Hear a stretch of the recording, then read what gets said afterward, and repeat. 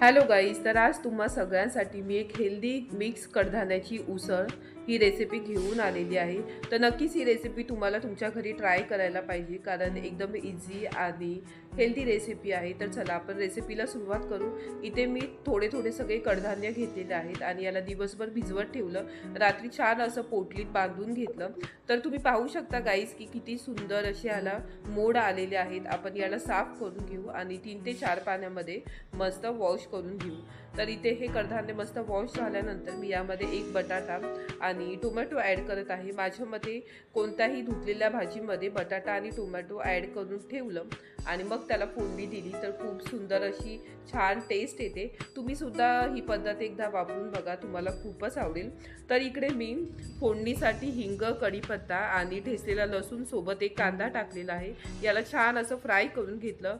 मग जे काही आपले कडधान्य होते ते यामध्ये ॲड केलेले आहेत। तर गाईज ही रेसिपी तुम्हाला नक्की तुमच्या घरी एकदा ट्राय करून बघायला पाहिजे, कारण खूप इझी आणि हेल्दी रेसिपी आहे। तर या रेसिपीला एक लाईक करा, शेअर करा आणि कॉमेंट्स करून मला जरूर कळवा की ही रेसिपी तुम्हाला कशी वाटली। आणि नवीन असेल तर माझ्या चॅनलला सबस्क्राईब करायला विसरू नका।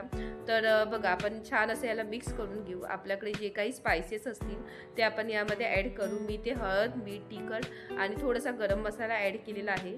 सोबतच इथे मी 2 ग्लास इतकं पाणी टाकत आहे। तर तुम्ही तुमच्या आवडीनुसार यामध्ये पाणी ॲड करू शकता आणि फक्त 3 शिट्यांमध्ये ही आपली मिक्स कडधान्याची उसळ तयार होते। तर खूप सुंदर अशी ही उसळ लागते। तुम्ही एकदा केली ना तर आठवड्यातून 2-3 वेळा नक्कीच कराल। तर बघा, इथे 3 शिट्यांमध्ये आपली ही उसळ छान अशी शिजून झालेली आहे। तर सगळ्या गोष्टी एकदम परफेक्ट शिजलेल्या आहेत। तर तुम्हाला इथे थोडीशी कढीसुद्धा दिसत असेल, कारण हे आपण भातासोबत खाणार आहोत। तुम्ही याला भाकरीसोबत किंवा चपातीसोबत सुद्धा खाऊ शकता। तर नवीन असाल तर नक्कीच माझ्या चॅनलला सबस्क्राईब करा, एक लाईक करा, कॉमेंट्स करा आणि रेसिपीला शेअर करायला विसरू नका। So thank you for watching. Bye.